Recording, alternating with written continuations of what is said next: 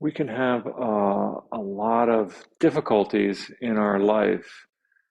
They come in many shapes and sizes, whether it's a physical difficulty, emotional difficulty, relational, or whatever it is.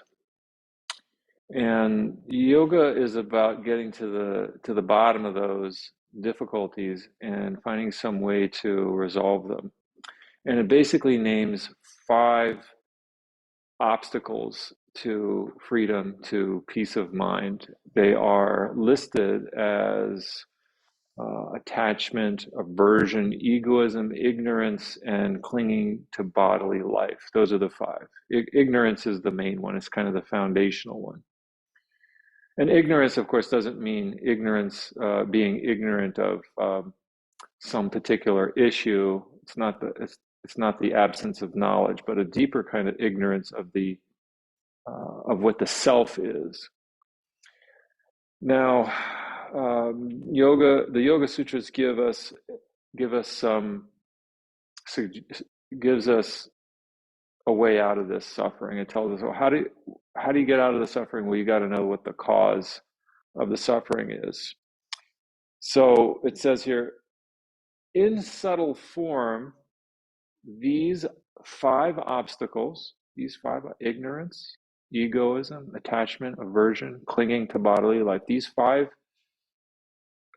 five obstacles can be destroyed. So they can be destroyed by resolving them back to their source or to their primal cause. By resolving them back to their primal cause. How do you do that?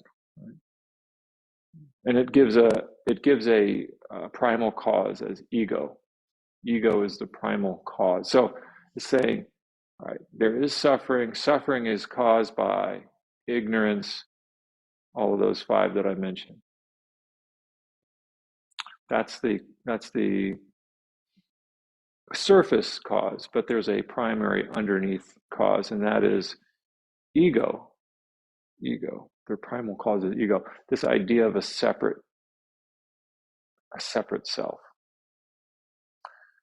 Even this idea of a self that has existence.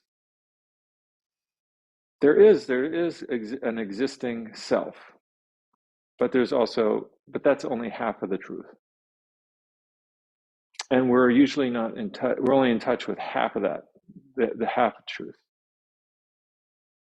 We're in touch with ourselves in some way, and we think that self is real. So this is my understanding, the underlying cause of our trouble is the ego. It's ego-based. And so we're using yoga, this yoga as a technique to open ourselves up to something larger than the self. We're using these postures as a way to open us physically up to something greater than what we identify as the self, right? This body, mind. We identify this body, mind as ourself, but there is something more than this. Some people call it God. Some people call it something else, but in any case, we are blocked off from it oftentimes, and the yoga practice helps us to get reconnected to this bigger self.